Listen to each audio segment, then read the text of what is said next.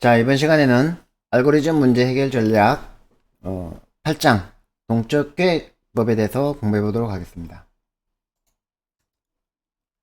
자, 우리가 이 동적 계획법이라는 거, 다이나믹 프로그래밍, 이거는 제일 어렵죠. 알고리즘 설계 기법 중에 제일 어렵기 때문에 반드시 이런 문제의 유형은 하나씩은 나와요.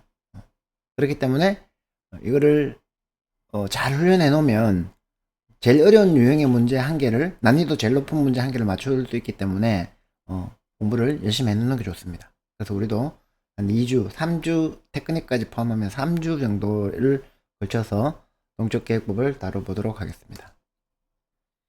자, 동적 계획법을 푸는 법은 여러분들도 알고 계실 거예요. 그죠? 문제를 일단 제기적으로 정의를 해요. 그 다음에 그거를 메모이제이션 혹은 상향식 풀이법으로 풀어 나가면 되는 거죠. 분할 정복은 디바이드해서 칸칸한데, 동적 계획법은 디바이드 해놓은 걸 가지고 거꾸로 밑에서부터 거꾸로 올라가는 그런 풀이법입니다. 그죠? 그래서 주로 이제 테이블, 배열 같은 2차원 배열 같은 것들 이용해서 상향식으로 계산하면 되는데, 일부 이제 문제는 이렇게 계산하는 게 사실은 좀 어려워요. 그죠? 그래서 디바이드 앤 컨커를 하면서 분할 정복을 하면서 그냥 이제 메모이제이션을 통해서 중복 계산만 회피하면 문제가 풀리는 경우가 꽤 많아요. 그래서 이 책은 요 두 번째 방법을 주로 사용을 합니다. 요 방법도 저 뒤에 이제 몇 문제 소개가 되고 있긴 한데, 사실 이 방법은 좀 코딩 테스트에서 사용하기는 좀 힘들어요. 왜냐면 내가 시간이 충분하면 고민해가지고 이렇게 풀면 되는데, 시간이 충분하지 않을 때는 이렇게 간단한 분할 정복을 사용하되 중복 계산만 안 하도록 해주는 방법이 훨씬 더 문제 풀이 하는 데는 빠르겠죠. 그죠? 그래서 이 방법을 좀 익숙해 놓으시면 좋다, 그 말이고, 우리가 이제 수업 시간에는 알고리즘 1에서는 이항계수, 그 다음에 플로이드 알고리즘, 그리고 연생열 곱셈 문제, 최적 이진 탐색들이, 트래블링 세일즈 펄슨 프로블럼, 이런 것들로 한번 공부를 해봤습니다. 그죠? 이거 하면서 전부 다 만만치 않은 문제였죠. 그죠? 자, 그래서 이제 메모이제이션이라는 기법을 어떻게 활용하느냐. 자, 고전에 이제 우리가 메모이제이션을 조금 더 깊이 공부해 보면 함수의 결과를 저장해 놓고 한번 계산하면은 다시 계산 안 하고 재활용하겠다라는 게 메모이제이션의 기본 아이디어죠. 그죠? 그래서 함수의 중복 연산을 막습니다. 그래서 속도가 빨라지는 거죠. 예를 들어서 뭐 피부나치 수열이나 이항계수의 함수 리커전을 따라가면은 중복 호출이 많아지죠. 그죠? 그걸 다 막아버리겠다는 거예요. 그러면은 이제 여기서 참조 투명성이라는 이제 되게 망측한 용어가 나오는데, 이거 공부하신 분도 있을 거고, 프로그래밍 언어론 시간에 참조 투명성 공부한 사람도 있을 건데, 복습 차원에서 잠깐만 보자면, 우리가 이제 수학에서 함수는 정의가 뭡니까? fx가 y다, 혹은 y는 fx다. 자, 이렇게 함수를 정의했을 때 우리가 정의역 x가 치역 y에 1대1로 매핑되는 거를 함수라고 정의했죠. 그죠? 그런 측면에서 보면 우리가 프로그래밍 할 때 이거 함수라고 쓰는데, 어느 순간부터 이제 함수라고 이렇게 용어를 통일해 버렸는데, 실제로는 이 함수는 함수가 아니죠. 정확하게 얘기하면은 프로시저입니다. 프로시저. 그죠? 어떤 함수 같은 그런 계산을 하기 위한 절차들을, 프로시저를 우리가 프로그래밍에서 사용하기 시작했고, 이 프로시저가 리턴 값을 가지기 시작했고, 그 다음에 인풋 파라미터를 가지기 시작했고, 그렇게 하다 보니까 파라미터가 있고 리턴 값이 있는 이 fx 해가지고 결과 y가 나오니까, 이 x의 인풋 파라미터를 주면 결과 y를 리턴해 주니까 우리가 함수라고 부르기 시작했고, 이제 펑션이라는 용어가 지배적으로 사용되는데, 실제로는 우리가 프로시저인 경우가 많아요. 프로그래밍에서의 함수는. 그러면 이제 프로그래밍에서의 함수도 수학의 함수처럼 짤 수 있죠. 그럴 때 우리가 그 함수를 참조 투명성이 있다고 얘기하는 거예요. 레퍼런셜 트랜스페어런시가 있다고 얘기하는 거예요. 예를 들어서 F1은 죽었다 깨어나도 2가 되고, F2는 죽었다 깨어나도 4가 되고, F3은 죽었다 깨어나도 6이 되는, 이거는 무슨 함수입니까? fx가 x 2x죠, 그죠? 맞나? 그러니까 fx는 2x라는 이 결과는 x가 얼마가 들어가느냐에 따라서 결과가 항상 같은 값을 리턴하죠, 그죠? 근데 예를 들어서 뭐 우리가 저거 인테저 f 인트 x인데 리턴 x 곱하기 저거 y를 리턴했다고 쳐요. 그리고 y는 인트 y는 그거 7이라고 선했다고 생각해봅시다. 그러면 이제 7x죠, 그죠? 근데 이 f가 아니라 gx가 y는 9 이렇게 해놓으면 7 바뀌어버리죠. 그러면 x가 5가 들어갔을 때 5 곱하기 7이 리턴 될지 5 곱하기 9가 리턴 될지 내가 알 수 있어요, 없어요? 알 수 없죠. 이런 함수는 참조 투명성이 없다 라고 해요. 인풋이 같았는데 같은 x를 줬는데 y 값이 달라질 수 있는 거. 그러니까 전역 변수를 사용한다든지 뭐 여러 가지 경우가 있겠죠. 이제 스레드를 사용해 가지고 그 레이스 컨디션이 발생한다든지. 그래서 같은 입력에 대해서는 항상 같은 결과를 도출한다. 이게 함수의 기본 정의죠. 수학에서의 함수. 그죠? 그래서 그런 것들을 우리가 그 프로그래밍 할 때는 그렇게 프로그램을 짜는 거를 이제 순수 함수, pure function이라고 불러요. 그래서 요새 이제 함수형 프로그래밍, 펑셔널 프로그래밍 하는 게 많이 유행하고 있죠. 그죠? 그래서 이 메모이제이션은 잘 생각해 보면 순수 함수에만 적용해야 돼요. 맞죠? 그죠? 내가 fx는 256이라고 딱 그거 저장해 놨는데 다음에 fx 호출하면은 이게 362가 리턴 될 가능성이 있다. 그럼 이거 저장해 놓은 게 쓸모가 있어요, 없어요? 또 계산해 봐야지 결과값이 같은지 아니까 아무 쓸모가 없죠. 그죠? 그래서 너무 당연하죠. 그죠? 메모이제이션은 순수 함수에 적용해야 된다. 이 말이 무슨 말인지 이해를 해야 되고 막 크게 이해 못해도 돼요. 네, 개념만 알아두세요. 이게 좋은 개념이니까 referential transparency라는 게 있어야 된다. 그런 걸 우리가 순수 함수라고 부르고 메모이제이션은 순수 함수에 적용해야 된다. 이 말이 무슨 말인지 알아두면 상식으로 좋아요. 자, 그러면 이제 메모이제이션의 구현 패턴은 이거는 뭐 쉽죠. 뭐 어떻게 하냐면은 뭐 캐시라는 거를 이걸 테이블로 해도 되고 뭐 1차원 배열로 해도 되고 어쨌든 마이너스 1로 초기화하자는 거죠. 만약에 값이 0보다 크다면. 그래서 해당 셀의 값을 캐시 xy 이런 거를 확인해보고 마이너스 1이면 이제 말이 틀렸다. 마이너스 1이 아니면 아니면 계산된 거죠. 그 해당 값을 리턴해주고 마이너스 1이면 이 거꾸로 됐습니다. 마이너스 1이 아니면 해당 값을 리턴해주고 마이너스 1이면 해당 값을 정기적으로 계산해서 리턴해주면 되죠. 그죠? 그래서 이제 패턴이 이렇게 되는 거죠. memois라는 함수는 x와 y를 이제 파라미터를 받으면 2차원 배열이라는 얘기죠. 캐시 xy 값을 이제 RET에다가 저장해 놓고 얘가 마이너스 1이 아니면 리턴하면 되죠. 그죠? 다행히 코드는 제대로 적었네. 그 다음에 이제 솔브 한 다음에 그 결과값을 리턴해 주면 되죠. 근데 이제 여기서 자세히 보면 요건 이제 C++로 해가지고 인테저 저거 주소 해가지고 앰프샌드 이거 뭐라고 부르지? 요 주소를 가지고 저거 요 캐시 xi 값을 가져왔죠. 그죠? 그래서 쭉 풀다가 보면 이제 RET에다가 어떤 값을 저장하면 캐시 xy에 저장이 돼요. 그죠?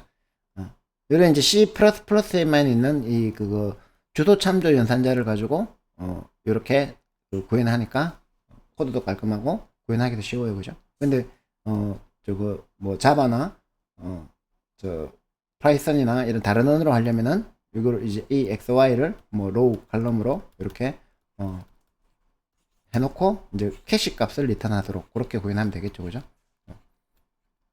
RC 이렇게. 자, 그래서 이제 첫 번째 문제, 외발 뛰기, 점프 게임이라는 문제를 한번 살펴봅시다. 이거는 뭐 너무 간단하니까 간단하게 한번 풀어보면 돼요. 만약에 이제 1부터 9까지의 정수로 만든 n/n 격자가 있다. 그러면 이제 왼쪽 최상단이 출발점이고 오른쪽 최하단이 도착지입니다. 각 칸에 적힌 숫자만큼 오른쪽 또는 아래쪽으로만 이동 가능하다. 이 주어진 게임판에서 출발점에서 도착점으로 이동이 가능한지를 판단하라. 이렇게 되죠, 그죠? 결정 문제죠, 그죠? 디시전 문제. 그러면은 이제 여기서 2잖아요, 그죠? 그러면 오른쪽으로 2칸 갔다가 1이니까 밑으로 한 칸 갔다가 오른쪽으로 한 칸 갔다가 밑으로 2칸 갔다가 2니까 그 다음에 1에서 또 밑으로 한 칸 갔다가 3이니까 오른쪽으로 3칸 갔다가 2니까 밑으로 2칸 가면 이제 끝에 도착한다. 그럼 이건 yes죠, 그죠? 자, 그런데 이게 쭉 같은데 여기 이게 만약에 3이면 얘는 못 가죠, 그죠? 이쪽으로 가거나 이쪽으로 가거나 해야 되는데 없죠. 그러니까 이건 노죠. 물론 이제 다른 것도 다 뒤집어야 되겠지만 여기서만 보면은 그렇다는 거죠, 그죠? 그러면은 이제 뭐 여러 가지 방법이 있겠죠. 여기서 끝에서부터 거꾸로 찾아 들어가서 이제 여기까지 가는가 보는 방법도 있고, 여기서부터 쭉 찾아 들어가서 이제 여기까지 가는 게 경우수가 있는 건지 볼 수 있죠. 어쨌든 기본적으로 이거는 완전 탐색을 해야 되겠네. 그리고 완전 탐색을 하려고 생각해 보니까 이게 양쪽으로 갈라지니까 이진털이네, 그죠?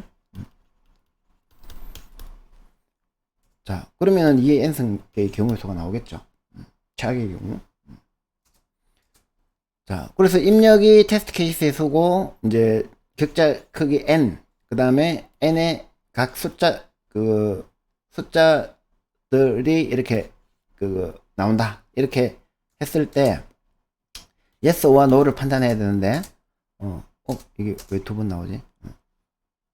자, 입력 사례가 이렇게 주어지면, 예를 들어서 이제 7x7, 7x7, 그 다음에 7x7, 이렇게 이제 주어지는데, 아까 예에서 본 그 예 같네요, 그죠? 하나는 yes고, 하나는 no를 판단하면 되죠, 그죠? 그래서 간단하게, 일단 이제, 브루트 폴스하게 한번 풀어봅시다. 이 재교출을 하기 위해서 우리가 재기적 관계를 분석해야 되죠, 그죠? 그래서 재기적 관계에서 이 점프라는 함수를 yx라고 이제 받으면, 이제, 이 책의 저자는 xy 이렇게 쓰는 걸 좋아하는가 봐요. 맨날 이 xy가 이 거꾸로 해놓으니까 yx 해놓으니까 헷갈려.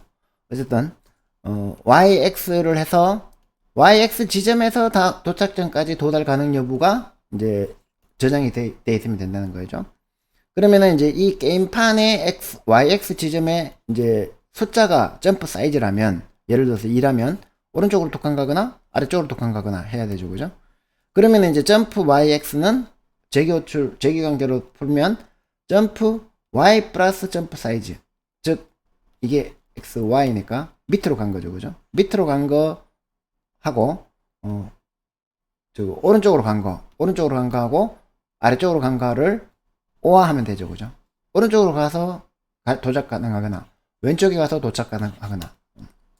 그 다음에 이제 재기관계는 찾았으면 종료 조건도 찾아야 되죠, 그죠? 엑시트 컨디션 뭡니까? 이게 이 yx가 뭐하고 같으면 n-1 주어진 n과 nm 이제 0에서 시작하면 00이라는 좌표에서 시작하면 n-1 n-1에서 끝나죠, 그죠? 그럼 여기 도착했으면 끝나는 거죠. 아니면 벗어났으면 끝나는 거죠. 여기서 이쪽으로 가거나 아니면 여기서 이쪽으로 가거나 이렇게 하면은 끝나는 거죠, 그죠? 자, 그래서 이제 재기호출 알고리즘 이제 이렇게 분석해 놓으면은 구현하는 건 너무 쉬워요, 그죠?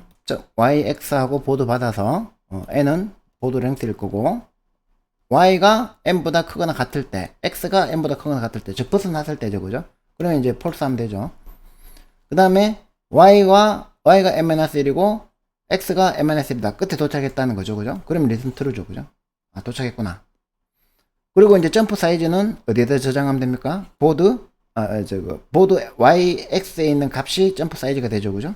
그걸 가지고 이렇게 재기적으로 y 플러스 점프 사이즈 했는 거하고 x 플러스 점프 사이즈 했는 거를 오화해주면 끝나죠. 아주 간단합니다, 그죠? 자, 그런데 이제 이 그 알고리즘의 최악의 경우를 한번 생각해 봅시다. 원하는 답이 없는데 탐색 공간의 수가 많은 경우가 대부분 최악의 경우겠죠, 그죠? 그래서 메모이제이션을 적용했을 때 부분 문제 중복 계산을 없애면 되는데 이 경우라는 거죠. 1 이렇게 가서 여기 갔는데 2야. 그러면 여기로 가도 안 되고 여기로 가도 안 되죠.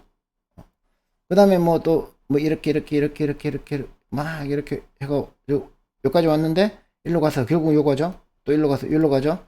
요 가면은 여기로 가거나 여기로 가거나 또 못 가죠.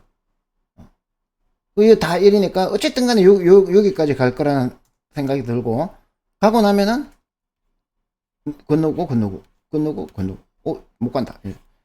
딱 요것만 봐도 못 간다는 걸 알 수 있죠, 그죠? 근데 이제 전부 다 1이니까 한번 생각해봐요. 여기서 요렇게 여기서 또 요렇게 여기서 또 요렇게 이 이진틀이 쭉 생성되죠, 그죠? 그러면 이게 거의 2의 n승에 가깝다는 걸 알 수 있죠. 그 지수시간 복잡도를 가집니다, 그죠? exponential time complexity를 가지는데 생각해보면은 타임 컴플렉스는 2의 n승, 경우의 수는 2의 n승 나오는데 이게 이제 피보나치 수열이나 마찬가지로 이게 다 중복이죠. 여기서 이렇게 가서 이렇게 가나, 여기서 이렇게 가나 얘 입장에서는 여기서부터 뭐 이쪽으로 왔다고 해서 달라지고 이쪽으로 왔다고 해서 달라지는 거 없죠, 그죠? 여기서부터 출발한 거하고 똑같잖아요, 그죠? 그러면은 이미 이쪽으로 이렇게 와서 이쪽으로 가는 걸 계산해 놨다. 그러면은 여기서 이쪽으로 왔을 때 여기서부터는 다시 계산해 볼 필요 없죠. 얘가 갈 수 있는지 없는지 결정되어 있으니까. 그렇게 되면 이 중복 계산 문제를 다 없앤다는 거예요, 그죠? 우리 피보나치 수열 문제를 해결할 때처럼. 근데 우리가 피보나치 수열 문제에서 해결할 때는 이 앞에서 차곡차곡 계산해 나갔죠, 그죠? 그렇게 하면은 제일 좋은데, 이게 제일 좋은 방법이에요. 가장 효율적인 방법이에요.